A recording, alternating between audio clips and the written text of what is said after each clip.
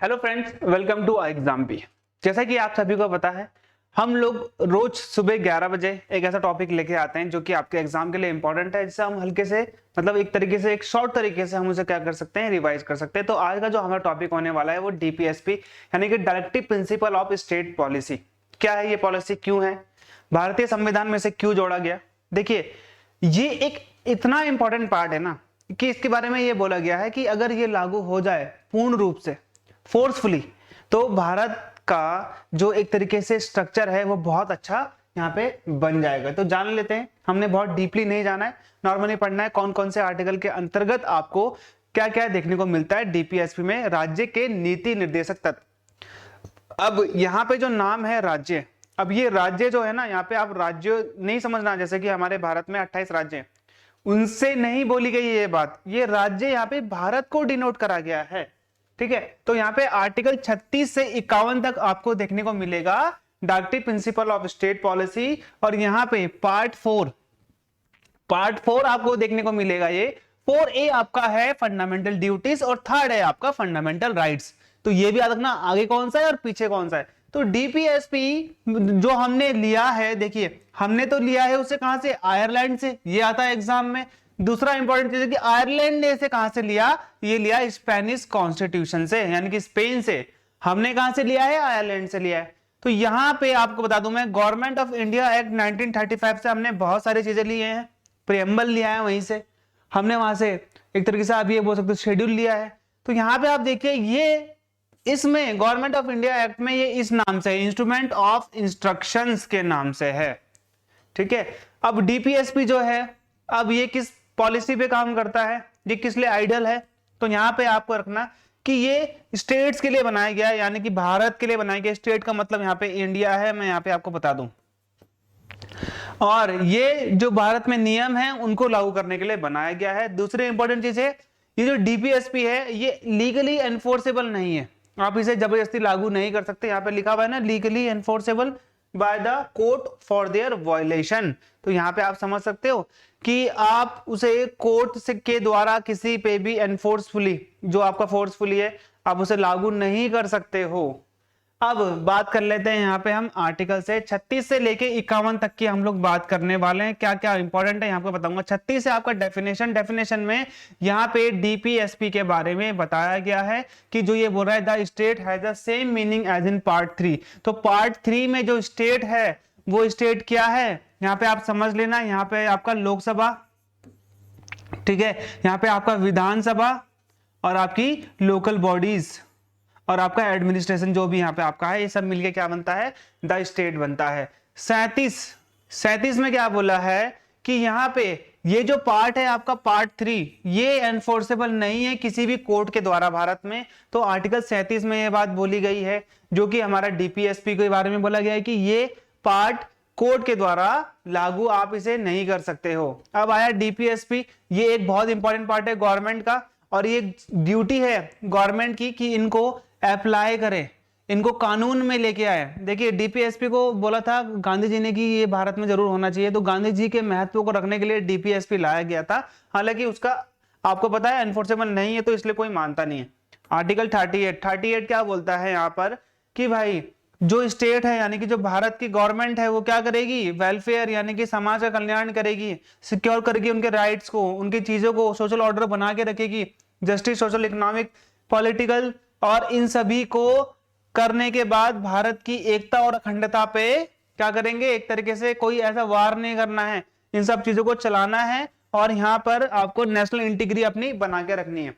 Article 38B, तो state को यहाँ पे क्या करना है, इनइक्वालिटीज इन इनकम यानी कि जो वेतन में असमानता है उसको कम करना है। स्टेटस जो उनका आधार है उस पे जैसे कि मान लीजिए कोई बड़ा है कोई छोटा है, अपॉर्चुनिटीज, ठीक है, अपॉर्चुनिटीज क्या हो गया, एक तरीके से उनकी जो भी वो चाहते हैं, अपॉर्चुनिटी का मतलब है चाहे वो नौकरी में हो, चाहे वो कहीं पर भी हो, कहीं वो योजनाओं में हो कि सरकारी योजना लेने में हो, तो इन सभी पे क्या लेके आना, इक्वालिटी लेके आनी है।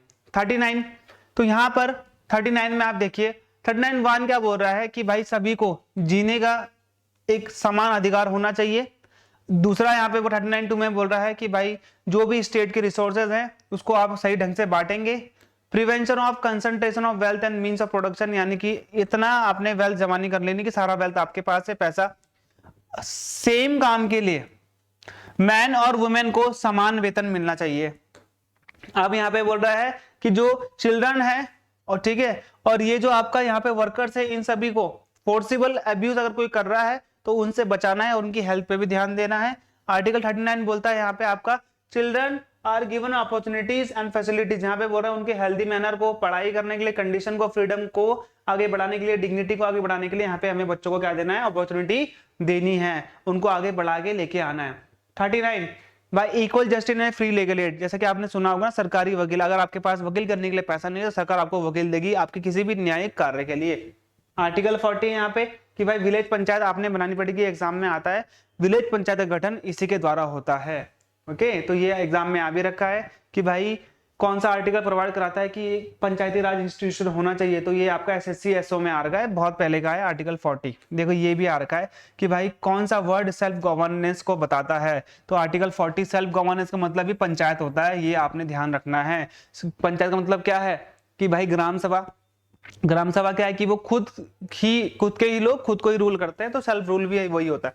41 भाई राइट टू वर्क, काम करने का अधिकार है आपको, पढ़ने का अधिकार है आपको, और आपको जो भी सरकारी योजनाएं लेनी है, सरकारी सेवाएं लेनी है, उसका भी अधिकार है। 42 में क्या बोल रहा है कि भाई जैसे मैटरनिटी रिलीफ देखा है आपने, अभी 26 हफ्तों का हो चुका है, वीक का हो चुका है, तो यहाँ पे अगर कोई वुमेन प्रेग्नेंट है तो उसको मैटरनिटी रिलीफ दी जाएगी, और ऐसी कंडीशन में रखा जाएगा कि वो एक अच्छी कंडीशन है, ह्यूमन, मतलब कि एक तरीके से जो समाज होगा, जो करने का वर्किंग कल्चर होगा वो बहुत अच्छा होगा। ऐसा नहीं होगा कि उसको नीचे बैठाया जा रहा है, ठंड में बैठाया जा रहा है, गर्मी, ऐसा नहीं होगा, कंडीशन बहुत अच्छी होगी, ह्यूमन कंडीशन होगी, वर्किंग कंडीशन हमेशा अच्छी होनी चाहिए।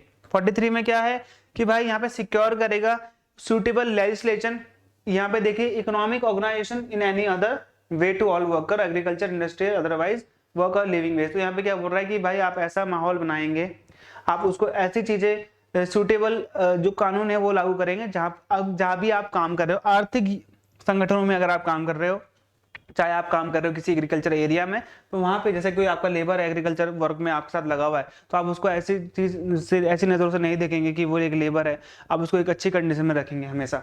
43 क्या बोलता है, 43 बोलता है कि भाई जैसे कि आपने देखा होगा यूनियन, मजदूर यूनियन, तो यहाँ पे यूनियन भी आता है, वर्कर का मैनेजमेंट ऑफ इंडस्ट्रीज, यानी कि जो इंडस्ट्रीज है उसके मैनेजमेंट में वर्कर्स भी आने चाहिए, यूनियन आपने देखा होगा इसलिए, तो ये एसएससी सीपीओ में भी पूछा गया 2019 में। तो यहाँ पे क्या बोल रहा है, तो देख लीजिए आर्टिकल 43B इसी का ही पार्ट है, तो ये हो गया आपका प्रमोशन ऑफ कोऑपरेटिव सोसाइटी, आपको पता है जहाँ पे वही ग्राहक भी होता है और वही मालिक भी होता है। कोऑपरेटिव बैंक्स देखे होंगे आपने। 43 क्या बोल रहा है, ये 97 अमेंडमेंट एक्ट से इसको जोड़ा गया था। 44 बहुत इंपॉर्टेंट है, universal civil code, UCC, universal civil code, यानी कि समान, पूरे देश में समान नागरिक समान कानून। जैसे आपने देखा होगा मुस्लिम्स के लिए यहाँ पे अलग कानून है, हिंदू के लिए अलग कानून है, सिख के लिए अलग कानून, जो अलग अलग क्रिश्चियन है उसके लिए अलग अलग कानून है, आपको सारे अलग अलग कानून मिल जाएंगे। लेकिन यहाँ पे उत्तराखंड ऐसा पहला राज्य बन गया है जिसने इसके ऊपर कमेटी बैठा दी है कि अब इसको लागू करा जाएगा। सबसे पहले आपको बता दूं, भारत में एकमात्र गोवा ऐसा देश है जहाँ पे पुर्तगाली इसको लगा के गए थे, जहाँ पे सभी को एक समान कानून है, ठीक है। वहां पे जैसे अगर कोई 2 शादी कर सकता है, 3 शादी कर सकता है और हिंदू में 1 ही कर सकता है, तो यहाँ पे आप देखोगे गोवा में कि सभी को समान क्या है, कानून है। आप देख लीजिए यहाँ पे सभी धर्मों को एक ही कानून मानना पड़ता है, अलग अलग कानून नहीं है। 45 यहाँ पे देख लीजिए कि भाई जो बच्चा है उसको अर्ली चाइल्डहुड केयर दी जाएगी, एजुकेशन दी जाएगी 6 साल तक, वो भी सरकार के द्वारा फ्री ऑफ कॉस्ट। 46 देख लीजिए, प्रमोशन करना है आपने एजुकेशनल और economic interest of SC ST का भला करना है। भाई एससी एसटी जो होते हैं पिछड़ी जाति, पिछड़ी जनजाति, ठीक है, वीकर सेक्शन जो भी है हमारा, क्या बोलते हैं एक तरीके से आप ये बोल सकते हो जो हमारा वंचित वर्ग है, वंचित वर्ग को भी आगे लेके आना है, उनका एक्सप्लॉयटेशन नहीं होने देना, शोषण होने नहीं देना है।